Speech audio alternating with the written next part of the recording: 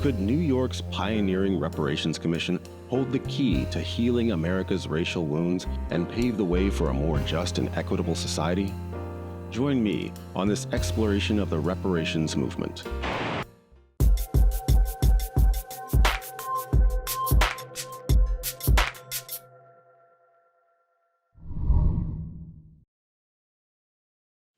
Hey folks, I'm Professor Darius, in the flesh.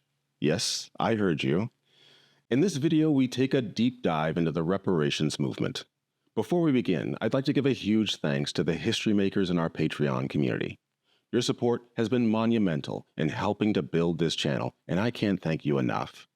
You can join them and gain early access to ad-free content by following the link in the description. Not subscribed yet? Well, hopefully I'll earn that sub by the end of this video. So let's get started.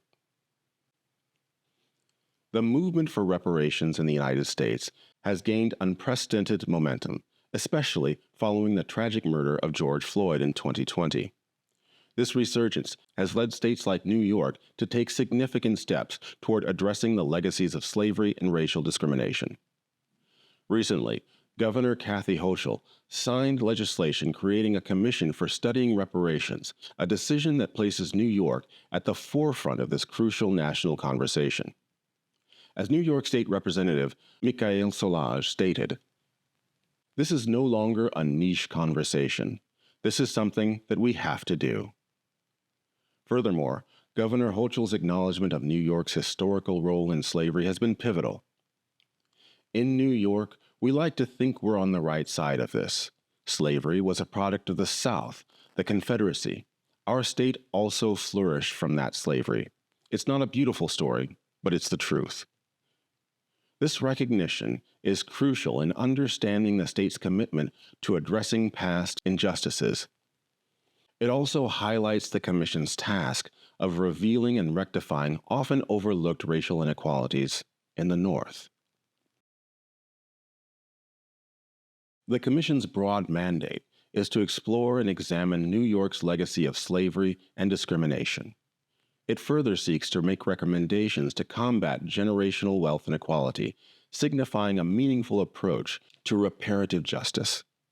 Expected to report its findings in 2025, the Commission's work could potentially reshape policies and programs to address the enduring effects of historical racial inequalities.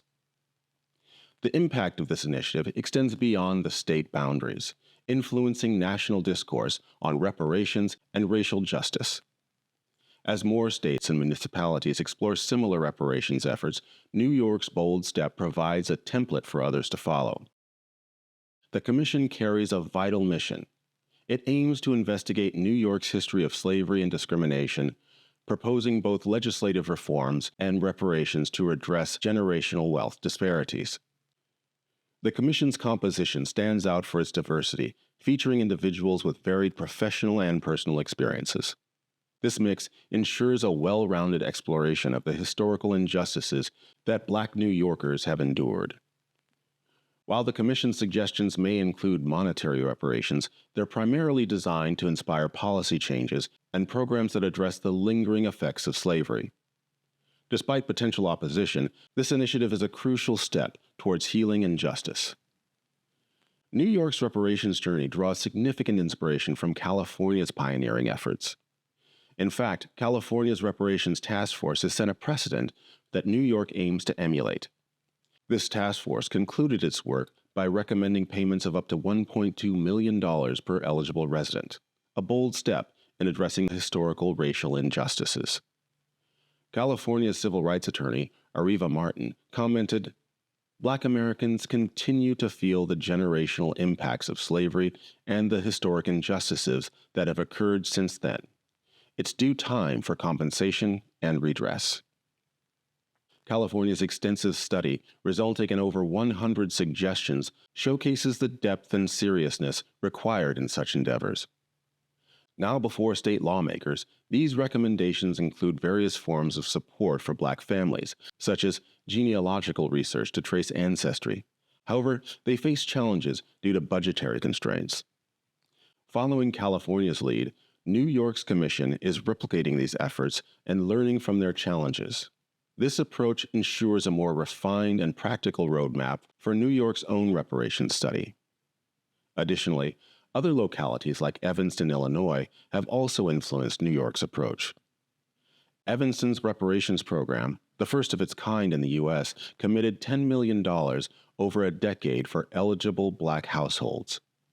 Its initial phase involves allocating $400,000 for housing-related expenses to qualifying families.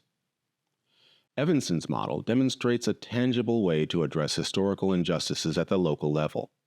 Though smaller in scale, these local efforts are essential building blocks in the larger national reparations movement.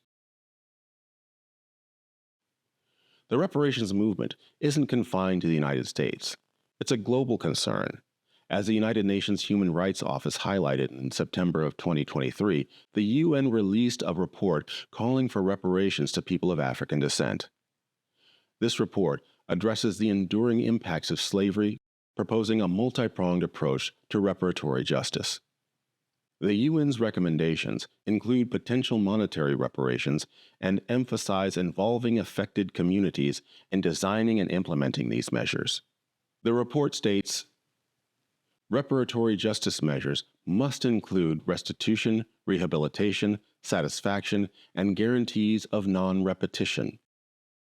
This global perspective underscores the complexity and necessity of reparations as a means of addressing historical wrongs on an international scale.